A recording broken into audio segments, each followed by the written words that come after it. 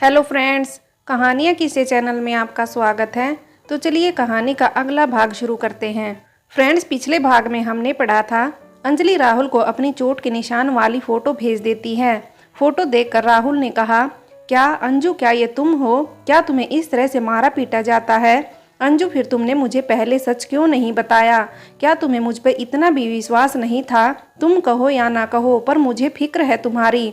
अंजू, तुम मेरी अंजू हो। राहुल के मैसेज पढ़कर अंजलि की आंखों से कुछ बूंदें गाल से फिसल उसके हाथों पर गिर ही गई। अंजलि को आश्चर्य हुआ। वो कब से रो रही थी, फिर भी आंसू खत्म ही नहीं हो रहे थे। मगर इस बार ये आंसू किसी दर्द के कारण नहीं आए, बल्कि सुकून और तसल्ली के आंसू थे। किसी का ये कहना कि मुझे फिक्र है तुम्हारी, अंजलि के लिए तो सपना सच होने जैसा था। तो चलिए फ्रेंड्स, अब आगे शुरू करते हैं। ये अंजलि का सपना था जिसे वो बचपन से देखती आई थी। बचपन से माँ बाबा को 2 रोटी कमाने के लिए भी कड़ी मेहनत करते देखा था। ऐसे में उनके पास इतना समय कहाँ होता था कि वो अंजलि के सिर पर हाथ रख दो प्यार के बोल बोले।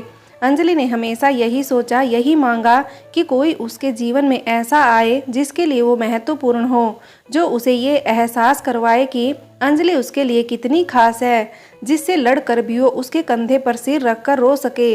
अपने इस सपने को पाने की उसकी उत्कंठा अपने चरम सीमा तक बढ़ गई थी।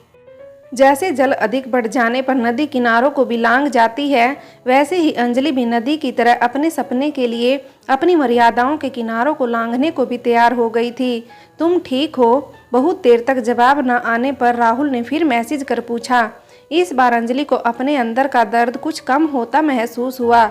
उसके चेहरे पर एक मुस्कान आई। हाँ, मैं ठीक हूँ। राहुल आज पहली बार हिम्मत कर किसी को अपने जीवन का इतना बड़ा सच बताया है, वरना आज तक तो अंदर ही अंदर खत्म होती जा रही थी। अंजू, हर किसी के जीवन में रिश्ते प्रेम के फूल बनकर नहीं आते, कुछ कांटों के वृक्ष की भांति होते हैं। फिर भी हमें उन्हें संभालना चाहिए, क्योंकि वो छाया भले ही ना दे, परंतु सुरक्षा तो देते हैं। और जब वही कांटे मुझे हर दिन छलनी करते हैं, तब क्या राहुल? क्यों औरत को ही हर बार सहना होता है? क्यों उसे हर बार पुरुष के पीछे या उसके अधीन होकर जीना पड़ता है?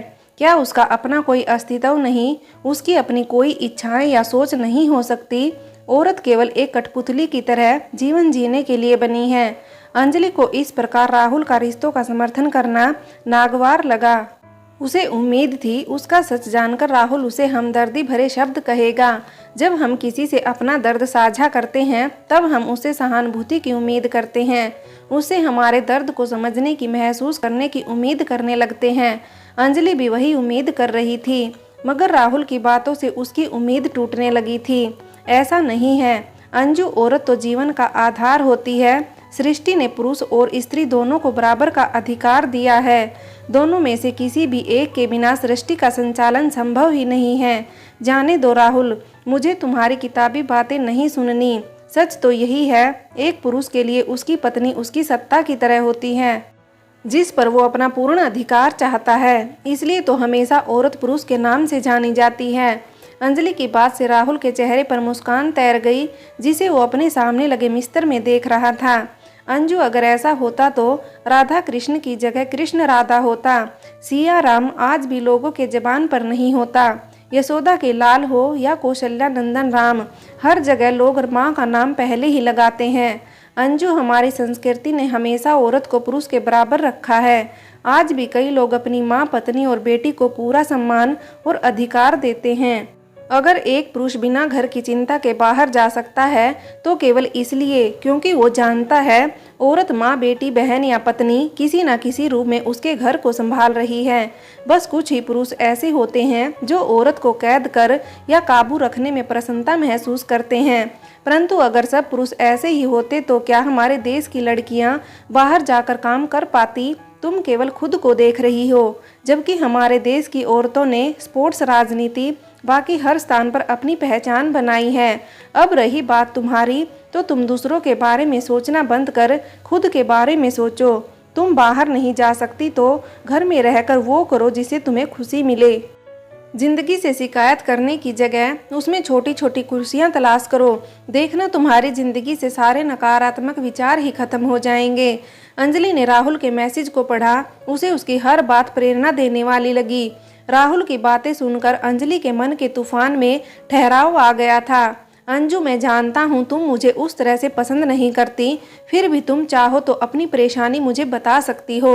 अंजलि राहुल को उसे समझाने के लिए धन्यवाद मैसेज टाइप कर रही थी। तभी राहुल का दूसरा मैसेज आ गया, जिसे पढ़कर अंजलि ने हड़बड़ी में कुछ और ही लिख दिया। तुम मुझे बहुत पसंद हो राहुल। अंजलि को जैसे ही लगा उसे ये नहीं लिखना था, उसने मैसेज डिलीट कर दिया।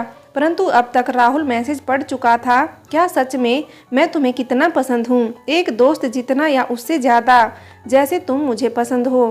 प्लीज़ अंजू, सच बताना। अंजलि की धड़कन बढ़ने लगी, हाथों में कंपन सा होने लगा।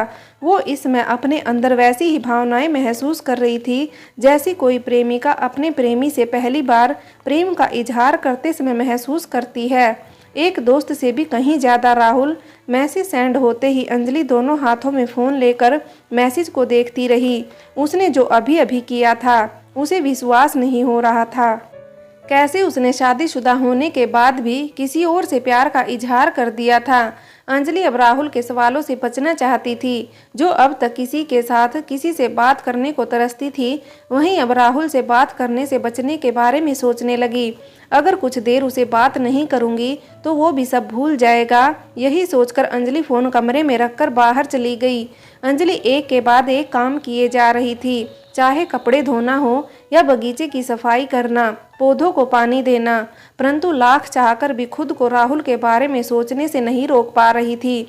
राहुल को याद करना, उससे बातें करना अंजलि के लिए एक लत बनता जा रहा था। जिन पौधों को पानी देने, उनके फूलों को देखने से ही अंजलि खुशी महसूस करने लगती थी, आज वही काम वो बस अपना ध्यान भटकाने के लिए कर रही थी। अंजलि के दिमाग, उसके विचारों, उसके हर काम पर अब राहुल हावी होने लगा था। अंजलि इसे प्यार का एक रूप समझने की गलती कर रही थी, जबकि इंसान अक्सर लंबे समय तक अकेले रहने पर उसे मिलने वाले जरा से अपनापन और सहारे को खोने के डर को प्यार समझने लगता है। फिर धीरे धीरे वो उस इंसान का आदी हो जाता है। यही अंजलि के साथ हो रहा था। राहुल को क्या पसंद होगा खाने में? सब्जी बनाते समय अंजलि के मन में विचार आया, तो भी ना, आज पूरा दिन इसी में निकल गया। उसे फूल कौन सा पसंद है, रंग कौन सा पसंद है, पर तुम इतना क्यों सोच रही हो? क्योंकि तुम्हें नहीं पता। आज रात जब बात होगी तब सब पूछ लूंगी।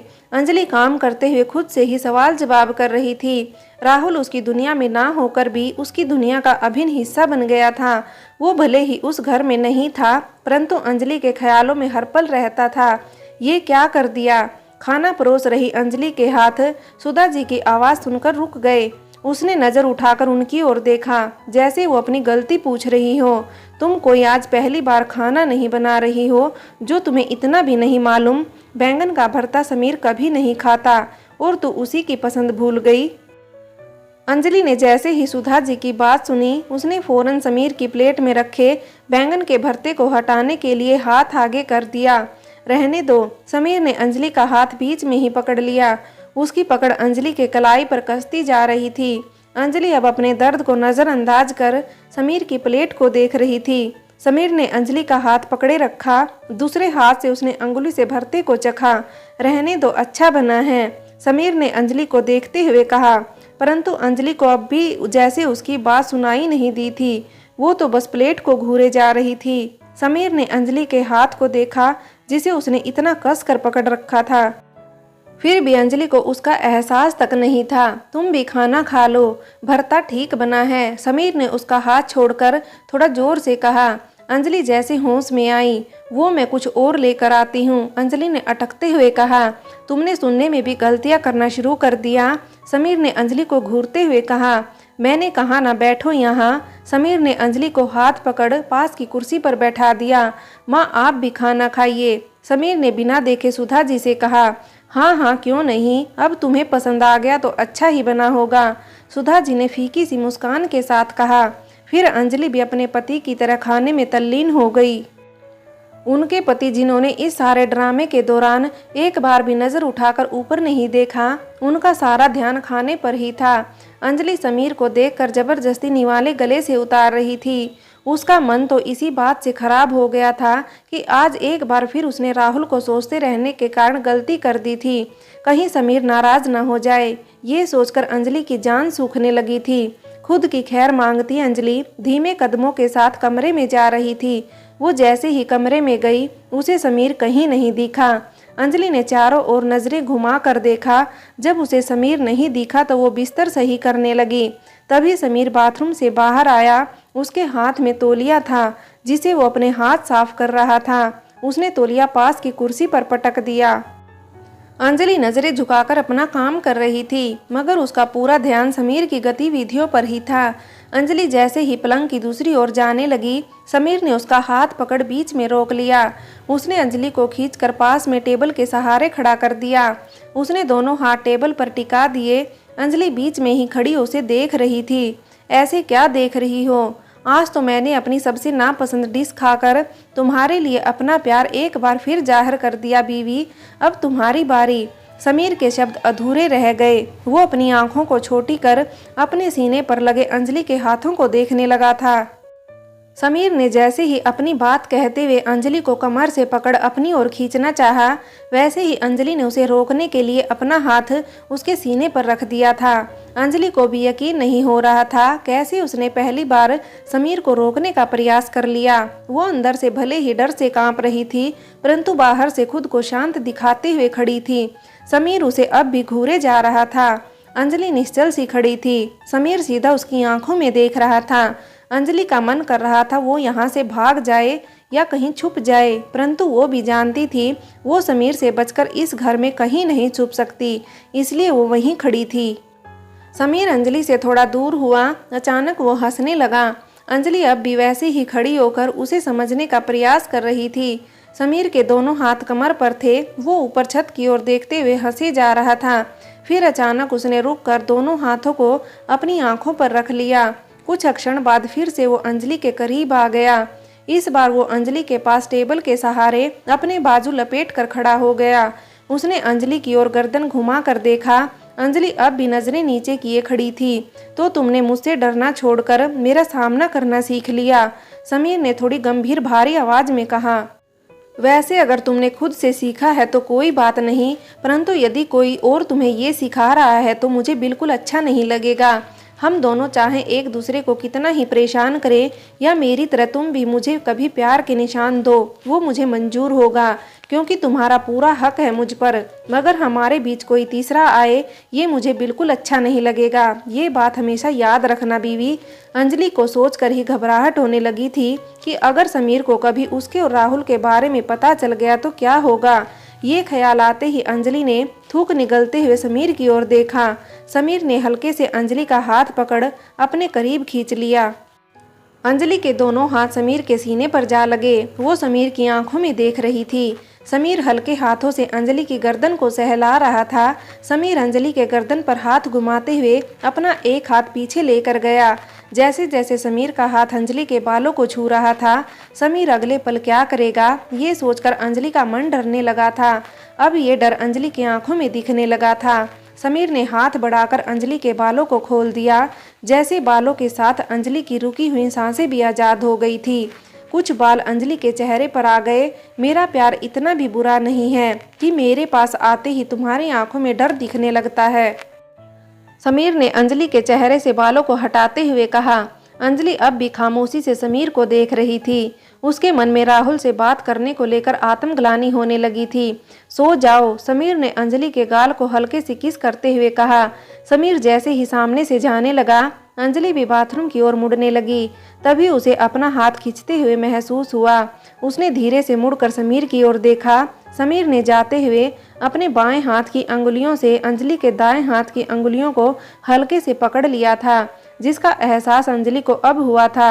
मुझे पता है तुम्हें सोने से पहले पढ़ना पसंद है, समीर ने गहरी आवाज में बिन अंजलि को देखे कहा। मैं आज से नहीं पढ़ूंगी रात में, अंजलि ने मासूमियत से कहा, जिसे समीर के चेहरे पर मुस्कान आ गई। मगर समीर का चेहरा नहीं देख पाने के कारण अंजलि उस मुस्कान को नहीं देख सकी थी। पढ़ो, बस जल्दी सो जाना। देर तक जागने से तुम्हारी आंखों के नीचे आए ये काले घेरे मुझे अच्छे नहीं लगते। कोई कहता नहीं इसका मतलब ये नहीं कि तुम खुद अपना ध्यान ना रखो। अपनी बात कह समीर ने अंजलि का हाथ छोड़ दिया। हाथ हवा में झूल सा गया। उसने एक बार अपने हाथ की अंगुलियों को देखा, फिर समीर को जो अपनी जगह जाकर सो चुका था। अंजलि भी बाथरूम की ओर बढ़ गई। फ्रेंड्स, बाकी की कहानी के अगले भाग में देखें।